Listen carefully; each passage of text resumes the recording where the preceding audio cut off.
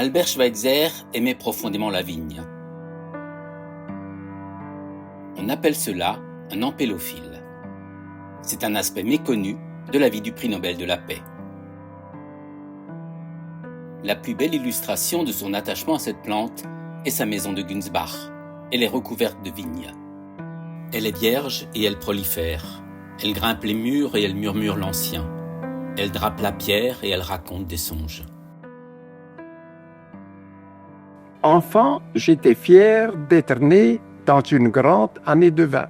Qu'un pasteur, fils de pasteur, petit-fils de pasteur, situe son année de naissance en référence à un bon millésime, voilà bien le premier indice d'un amour. Als Knabe habe ich mir viel darauf eingebildet, in einem berühmten Weinjahr geboren zu sein.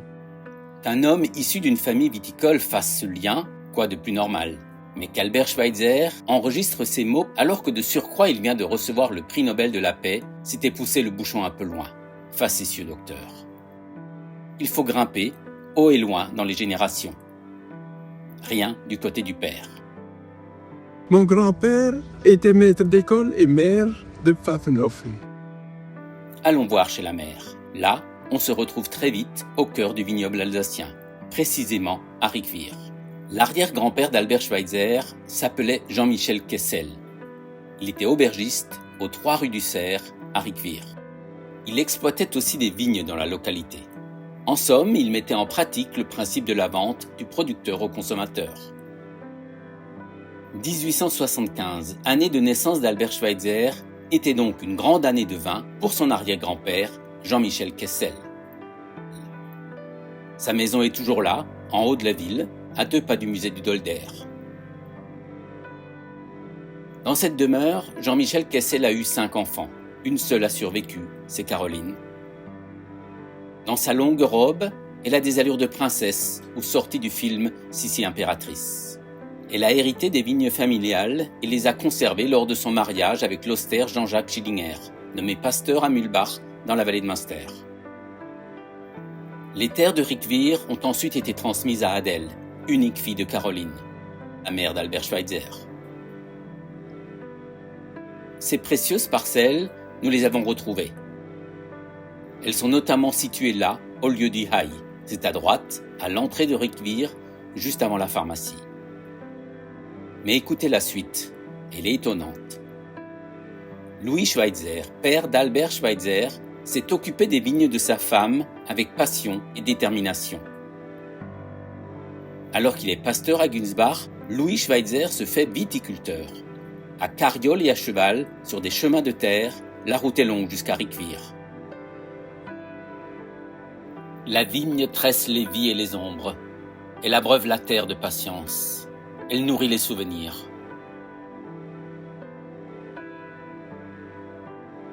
Der Weg führt durch Weinberge, sind es ungefähr 30 Kilometer, über Ortschaften, die durch ihren Wein bekannt sind. Louis Schweitzer se comporte comme un vrai viticulteur. Il a un homme de confiance à Riquewihr, Jules Sattler, pour superviser les vignes. Il y a aussi un certain Kindli, chargé des travaux. Et chaque année, la vie du pasteur Louis Schweitzer est purement et simplement interrompue le temps des vendanges. La route s'allonge entre des vignobles et traverse des villages réputés pour leur vin. Avec Schweitzer, la vigne grimpe le long des murs pour tracer un arbre généalogique. Avec Albert, la vigne glisse dans le corps pour dessiner les veines d'un amour. Louis Schweitzer fait mention de la récolte à Riquewihr. Une année, après une journée de travail, le voici avec 3 corbeilles de raisins de table et 7 bottiges pleines, ce sont des cuves. Aux raisins en provenance de Riquewihr s'ajoutait celui de la colline du Sonnenburg à Günsbach. C'était la pièce de vigne réservée aux pasteurs, une pratique de l'époque. De retour à Günsbach, Louis Schweitzer redevient pasteur et c'est un ouvrier agricole qui s'occupe de la vinification. Il se prénomme Alexis, il est vieux. Le travail se faisait dans les caves, les voies du seigneur à l'étage, le sang de la vigne au sous-sol. Là se trouvaient de nombreux tonneaux de toute taille. La vigne est la mémoire des saisons. la présence invisible des heures, avec Albert Schweitzer, vivant, vibrant. Dans les 2 presbytères successifs occupés par les Schweitzer à Günzbach, l'un des tonneaux portait toujours la mention « Alexis ». C'était la réserve pour l'ouvrier. Mais quel était le regard d'Albert Schweitzer sur la double activité de pasteur et de viticulteur de son père?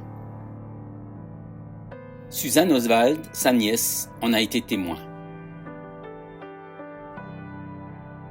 Lorsqu'il était enfant, Albert était chargé par son père de prélever avant chaque repas une cruche de vin dans un tonneau de la cave.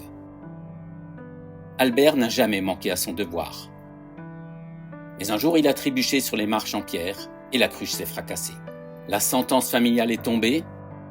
Quel sacré imbécile! Je lui défends d'aller chercher le vin à l'avenir.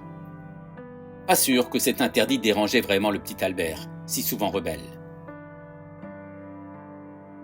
Plus tard, Albert Schweitzer a fait du travail de viticulteur de son père une matière poétique. En mai 1910, il a 35 ans. Il écrit à Hélène, sa future épouse. « Sur les vignes commencent à pousser les feuilles. Quand elles seront rouges, tu seras libre. » Un mois plus tard, le vignoble lui sert encore de métaphore. Il écrit « Les vignes sont en fleurs, il faut attendre 100 jours jusqu'à ce que les raisins soient mûrs. Lorsque le temps des vendanges sera venu, je sais qu'un oiseau ouvrira sa cage à Francfort pour voler jusqu'à Günzbach et piquer dans le vignoble les raisins de la vigne du pasteur. » L'oiseau en question qui se trouve à Francfort, c'est évidemment Hélène, celle avec laquelle il est lié par un serment secret. 3 ans plus tard, le 21 mars 1913, Albert Schweitzer quitte Günzbach pour le Gabon. Il passera 35 ans et 3 mois sur le sol africain. Sur la table du réfectoire de l'Embarrainais, dans les grandes occasions, il y aura régulièrement un peu de vin d'Alsace. Pendant ce temps, entre Günzbach et Riquewihr, le travail de la vigne continue, malgré la guerre. Dans un échange de courrier, Louis Schweitzer évoque la difficulté à trouver du sucre pour améliorer la qualité des jus. Plus tard, le pasteur de Günzbach se renseigne sur le bon traitement appliqué aux vignes de Riquewihr. À l'automne 1916, le père d'Albert Schweitzer perd son enthousiasme pour la vigne. Il a 70 ans. Sa femme est morte en juillet, renversée par un cheval de la cavalerie allemande. Louis Schweitzer ajoute qu'il faudra sans doute s'habituer à ne plus fouler le raisin. Cette phrase a des allures de capitulation. À cette époque-là, un habitant de Riquewihr, Camille Méquillet, produisait des vins de grande qualité. Il était aussi avocat et utilisait ses économies pour acquérir sans cesse de nouvelles terres. A-t-il acheté les vignes des Schweitzer? La question se pose. Et voici la suite, étonnante encore. En 1928, Albert Schweitzer fait construire sa maison à Günzbach, le long de la route qui mène à Münster. Le bâtiment sur 3 étages a des murs blancs, sans la moindre végétation grimpante. Quelques années plus tard, en 1938, des photos témoignent de la présence de jeunes plantations au pied du pignon Est. Tortueuse, la vigne enlace les portes. Fidèle, elle dessine les fenêtres de ses bras noueux. Ses feuilles palpitent au vent. Ses sarments cherchent la lumière. À chacun de ces 13 retours de l'Embarrainais, il y aura un rituel pour Albert Schweitzer. Retrouver son ami Jean Schöneitz, viticulteur dans la commune voisine de Viroval. Je m'appelle Henri Schöneitz, j'étais viticulteur à Viroval. Mon grand-père était viticulteur aussi à Viroval. Il connaissait très bien Albert Schweitzer, ils étaient même amis. Ils étaient après de la même génération, ils se rencontraient très souvent et ils marchaient beaucoup dans le vignoble. Et donc souvent, ça arrivait qu'il arrivait avec Schweitzer. Mon grand-père était très accueillant et donc tous ses amis défilaient dans sa cave, généralement. Et donc, je pense qu'ils ont eu l'occasion de boire quelques vins ensemble, oui. Et la sœur de mon grand-père, qui était beaucoup plus jeune, elle correspondait avec l'Embarrainais. Schweitzer, c'est un modèle, hein, donc c'est vrai que ça fait du bien, je dirais. Et que, je veux dire, des gens comme ça, il en faudrait beaucoup plus, quoi. La vigne étend des ramifications insoupçonnées, elle tisse des liens insoupçonnables, elle porte des prolongements troublants, elle offre des fruits enivrants. En voici une nouvelle illustration. En octobre 1948, la maison Albert Schweitzer de Günsbach reçoit une lettre en provenance de Genève. Le courrier est signé Fanny Méquillet. C'est la fille du riche propriétaire viticole de Riquewihr qui a racheté quantité de parcelles de vignes au cours de la Première Guerre mondiale et peut-être aussi celle de la famille Schweitzer. Fanny Méquillet, célibataire, réside depuis des années dans une chambre de luxe dans les étages supérieurs de l'hôtel de l'Écu, 2 rue du Rhône. C'est à l'extrémité ouest du lac de Genève. À 83 ans, Fanny Méquillet vient de lire avec enthousiasme et émotion un ouvrage consacré à Albert Schweitzer. Elle écrit qu'elle veut adresser un modeste témoignage de sympathie au héros du livre. Ce qu'elle appelle un modeste témoignage est un don de 10 000 francs, une somme énorme à l'époque. Albert Schweitzer la remercie en lui adressant un exemplaire numéroté et dédicacé d'un de ses ouvrages. Elle se dit très touchée, évoque ses problèmes de décalcification qui l'empêchent de sortir de sa chambre depuis 2 ans et demi, et raconte qu'elle a passé des heures passionnantes à lire le discours d'Albert Schweitzer d'hommage à Goethe. C'était en juillet 1949 à Aspen, aux États-Unis. Tel est Goethe, le poète, le savant, le penseur et l'homme auquel vont nos pensées tout particulièrement en ces temps-ci.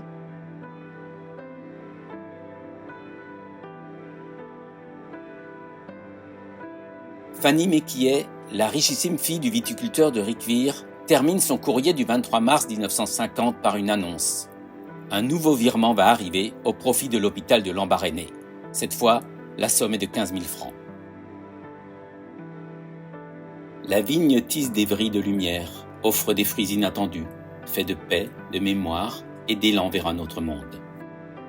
Fanny Méquillet va mourir le 1er juillet 1950.